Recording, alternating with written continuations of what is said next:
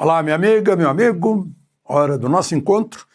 Neste 13 de outubro, há 100 anos, nascia Margaret Thatcher, que reergueu a Inglaterra que estava prostrada. Reergueu porque impôs a realidade fiscal. Mostrou que o socialismo acaba quando acaba o dinheiro dos outros. E reergueu a Inglaterra. A Inglaterra voltou a ter o seu orgulho.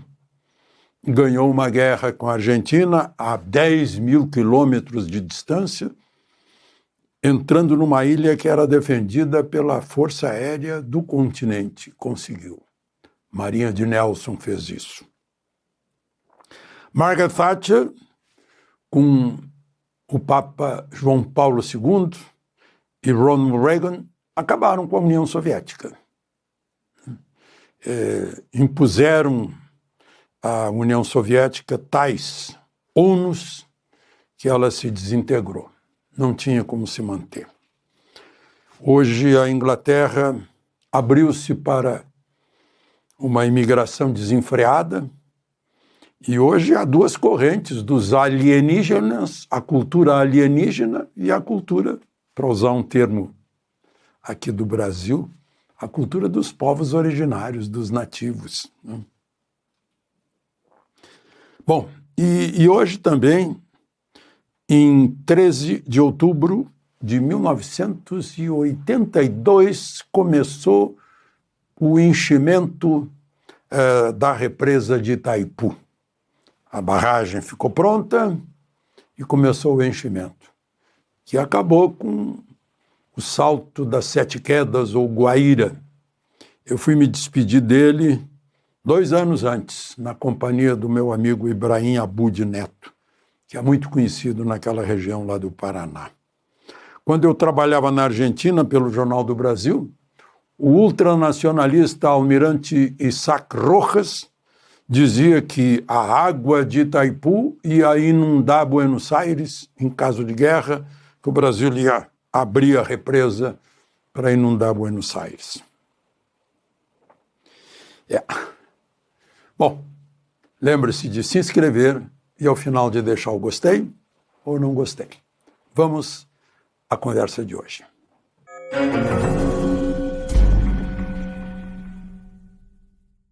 Bom, o presidente Lula esteve com o Papa pela manhã, uma audiência privada, mas não foi só ele e Janja. Eu vi a foto do Vaticano, tem lá umas 12 pessoas acompanhando, inclusive o ministro de Relações Exteriores. Depois ele foi à FAO, que é o órgão das Nações Unidas para produção de alimentos e agricultura, e numa entrevista, logo depois, ele foi perguntado sobre se ele daria a vaga de Barroso no Supremo para um amigo.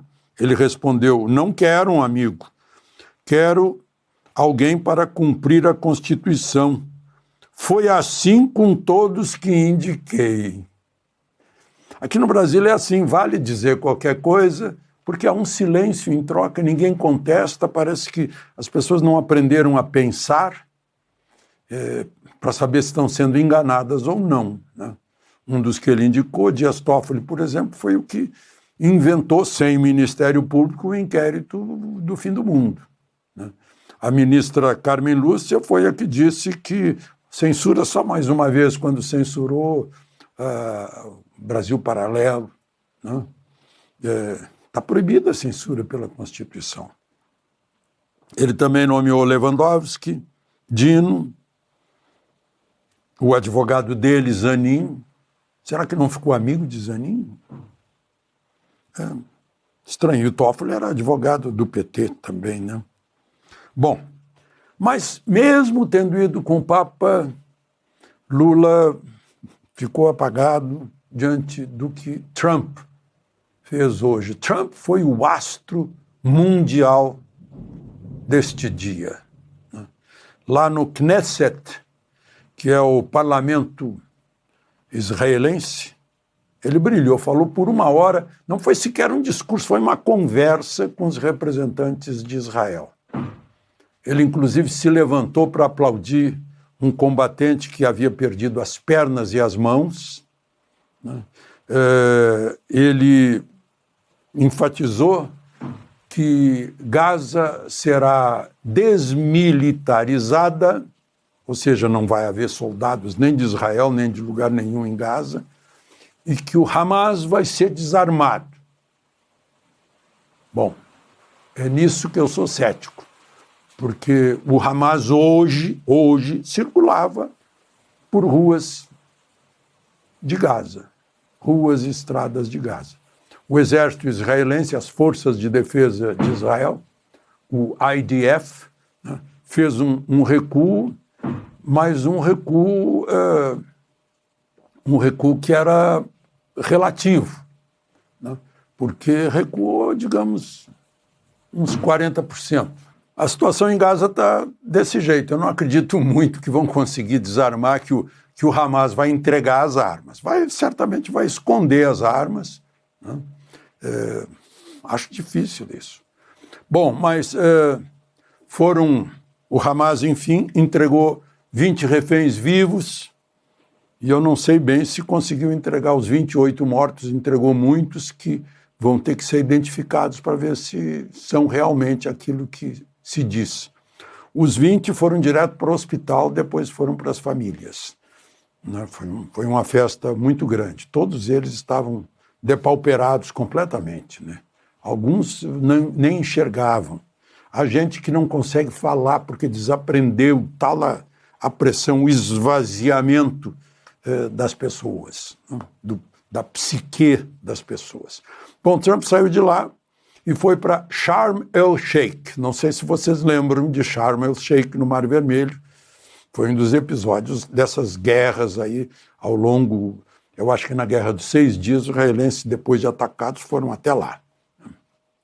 E lá, representantes da Turquia, do Catar e do Egito assinaram mais um acordo de paz. Isso é muito importante, porque vai fechando a possibilidade de fornecimento de armas para o Hamas. Eu já disse para vocês, enquanto existir Hamas, né, que são os xiitas, não tem jeito, os xiitas, a sede dos xiitas religiosa é Jerusalém, ao passo que a dos sunitas é na Arábia Saudita, né, Meca, né?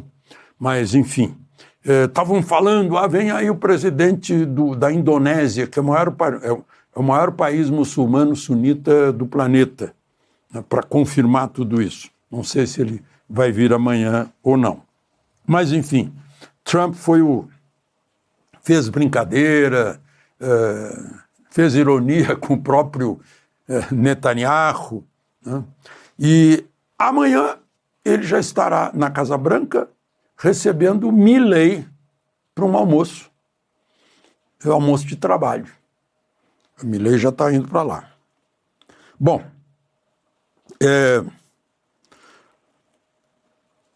olha só, foi mantida a prisão de Bolsonaro, que foi decretada num inquérito em que ele não está mais, né? Aquele inquérito de que ele estava protegendo o filho, que estava denunciando, como a Maria Corina fez nos Estados Unidos, né, o não cumprimento da Constituição no Brasil. Alegando fundado receio de fuga e para garantia da ordem pública, e por causa do reiterado descumprimento das cautelares, foi mantida a preventiva decretada no inquérito em que ele não está, Bolsonaro. O inquérito era para apurar se ele ajudava o filho Eduardo em algo chamado, que também é suposto, né, que convenceu o governo dos Estados Unidos para aplicar a Magnitsky em Moraes. E é o Moraes é que decreta. Nunca se viu isso na história do direito. O próprio interessado, o próprio envolvido, a própria vítima, é o juiz, está desde sempre isso, já há muito tempo, né? E tudo aprovado pelo silêncio da mídia, o silêncio da opinião pública, né? Quem cala consente. Não? Bom, É de pasmar. Bom, e a Procuradoria-Geral da República apontou um erro de Moraes, mas não é com o Bolsonaro, é um outro réu, do 8 de janeiro. Moraes decretou a prisão preventiva porque o réu rompeu a tornozeleira e está foragido. Só que ele não rompeu a tornozeleira, nem estava foragido, estava em casa. O réu estava se apresentando mensalmente ou semanalmente na justiça, lá em Uberlândia. Ele se apresentava no 3º andar do tribunal. Aí mandaram que se apresentasse em outra vara no 1º andar. Ele se apresentou sempre, lá no 1º andar.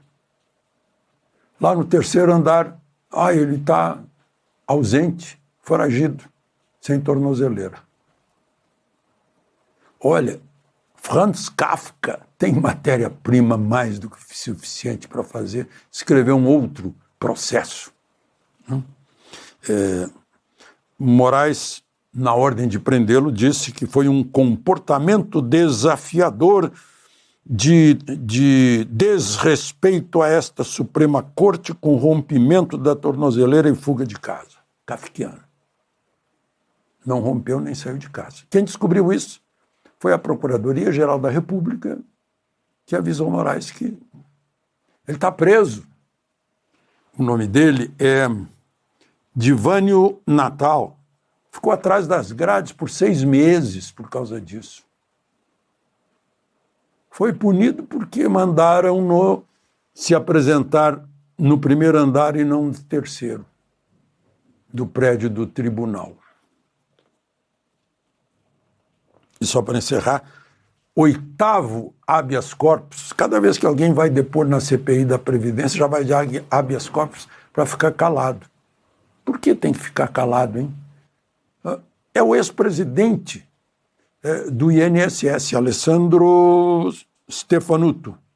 Gente, ele pode ficar calado, a Constituição garante, né? Devido processo legal garante para não fazer prova contra si. Mas ele, como ex-presidente, será que ele não ama a instituição a ponto de não falar nada para contribuir para investigar o rombo que fizeram nas contas de 2.300.000 idosos, de mais de 6 bilhões de reais, no maior escândalo que a história desse país já viu? Habeas corpus, como advogado. Não respondeu nem sequer a pergunta de quando o senhor entrou no serviço público. Nem isso. Está com medo de quê? De Brasília, Alexandre Garcia.